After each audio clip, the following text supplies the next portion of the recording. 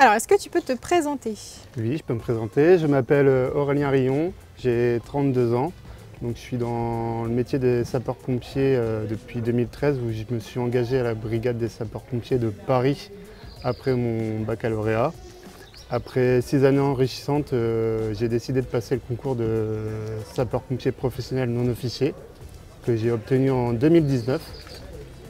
J'ai été recruté au SDIS de la Meuse où j'ai passé 2 années dans l'unité opérationnelle de Verdun et j'ai souhaité évoluer rapidement.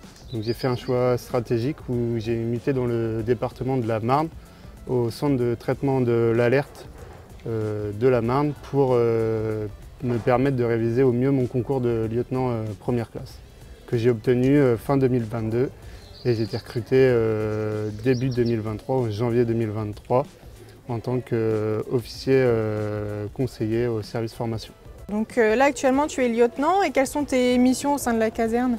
Alors moi je suis dans la partie administrative de la formation, je vais conseiller pour des personnels qui souhaitent monter en grade ou faire des formations de spécialité. Je vais organiser le stage en amont. Ensuite, on donne ça au service de la mise en œuvre de la formation qui réalise le stage.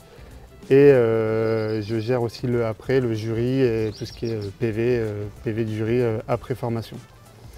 J'ai également les fonctions de responsable formation. Sur des grosses formations, je peux être responsable formation. D'accord, super. Et au niveau de la caserne, justement, les différents grades, donc il y a lieutenant, il y a caporal, il y en a beaucoup d'autres aussi. Est-ce que tu peux nous présenter les différents grades et missions de chacun? Alors, dans le monde des sapeurs-pompiers professionnels, on peut rentrer au grade de première classe. Donc, c'est les personnes qui n'ont pas de concours, mais qui peuvent être recrutées sans concours et ils seront première classe. Ensuite, il y a le grade de caporal. Donc avec le concours de sapeurs-pompiers professionnels non officiers. Ils sont recrutés caporal équipier. Au bout de 2 ans, ils passent les chefs d'équipe. Et ensuite, avec de l'ancienneté, ils peuvent passer caporal chef. D'accord. Ensuite, nous avons les sous-officiers, donc sergent. Donc c'est également sous concours, un concours interne avec 4 ans d'ancienneté dans la fonction publique. Et le diplôme de chef d'équipe, ils peuvent passer le concours de sergent. Et pareil avec l'ancienneté, le grade de sergent-chef. Et ensuite, dans les sous-officiers, il reste aussi le grade d'adjudant. Donc ça permet d'être chef d'agré tout engin. Le sergent, il va faire du chef d'agré une équipe, donc tous les véhicules avec un binôme. Et l'adjudant va faire du chef d'agré tout engin, donc avec 2 binômes. D'accord. Et ensuite, adjudant-chef, c'est de l'ancienneté. Et ensuite, nous allons rentrer dans la catégorie des officiers, lieutenant. Donc, lieutenant, c'est un cadre d'emploi où il y a 3 différents grades. Deuxième classe, de lieutenant deuxième classe, ça sera plus du service opération. Du première classe, ça sera plus de l'administratif. Et du hors classe, également administratif. D'accord.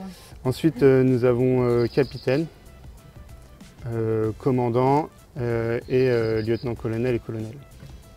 Alors, est-ce qu'il y a des spécialités aussi au sein de la caserne? Oui, il y a des spécialités chez sapeurs-pompiers, hein, en plus de faire des missions du tronc commun, hein, du secours à personne, de l'incendie et de la protection des biens de l'environnement, des animaux et des personnes. Hein.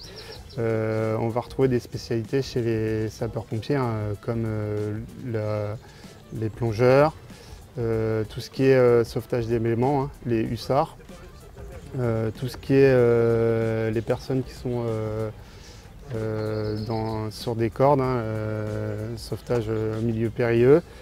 On va retrouver tout ce qui est recherche, hein, avec tout ce qui est les chiens avec cynophile. Nouvelle spécialité, les drones. Tout ça fait un panel de spécialités opérationnelles, mais il y a également des spécialités professionnelles. Hein.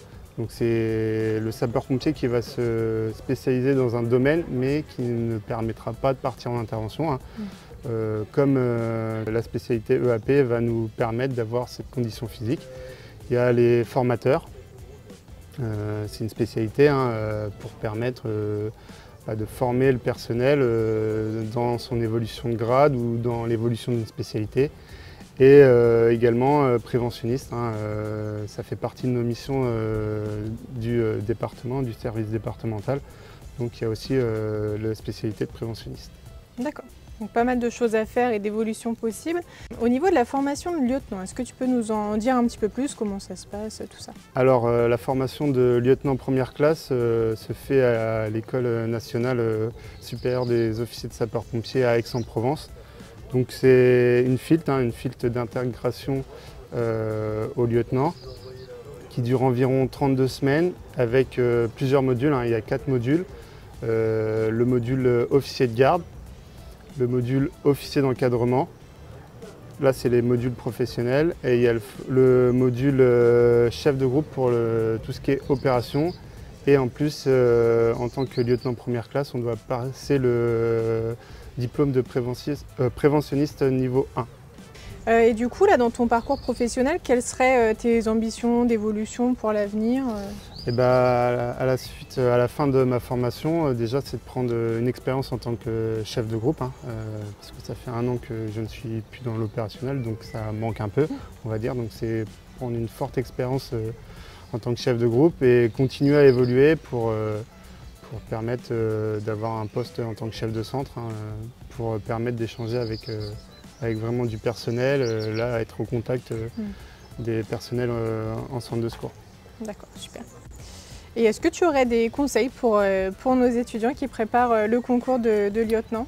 La persévérance, c'est un bon conseil, et ne pas hésiter, pour ceux qui sont en externe, de venir toquer à la porte des centres de secours ou du SDIS, parce que il faut faire des oraux blancs ou demander des questions. On est très ouvert aux personnes qui sont motivées à passer le concours, donc n'hésitez pas à venir nous voir pour qu'on vous donne des conseils ou faire des oraux blancs, parce qu'il faut en faire, parce que durant le concours, pendant l'entretien, on peut être mis à défaut, donc il faut apprendre plein de petites techniques, donc n'hésitez pas à venir nous voir. Ça marche. Bon, merci beaucoup. De rien.